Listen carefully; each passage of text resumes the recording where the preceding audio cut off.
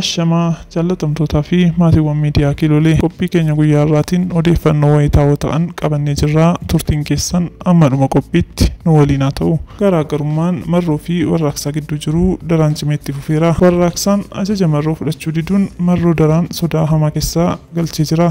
Waraanni jaal warraaqsaan marroo jala fudhatee shawa seenee ajaja marroo fudhadhu jechuusaa odeeffannee jirra. Marroon garii warraaqsaa kan ta'an irratti tarkaanfii fudhachuu dandeenya jechuun marii geggeessuusaas dhagahameera. Odeeffannoo keessoo baatee akka jettutti gareen kun yeroo dhiyootti wal waraansaaf qophaa'aa jiraachuus ibsiteetti. Shaneen amma dubbii xumuraaf deemaa jiraachuus beekameera.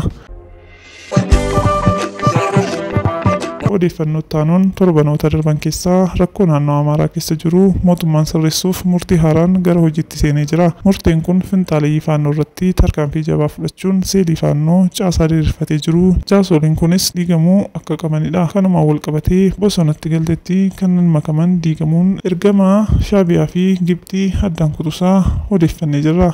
Waraanni naannoo Amaaraa laafus kan Tigraay garee Dabratsiyoon jabeeffanna jechuun Shaabiyaan dubbachuu oduun keessoo baatee nu qaqqabdee jirti. Gibxii akka Shaabiyaa waliin taatee keessoo Itoophiyaa gooluuf karoorfattes dhagahameera. Egaa jaallatamtootaa fi kabajamtoota maatii miidiyaa Kiloolee qophii har'aaf qabnu asumarraan goolabnaa. Yeroo gaarii qabaadhaa. Galatooma.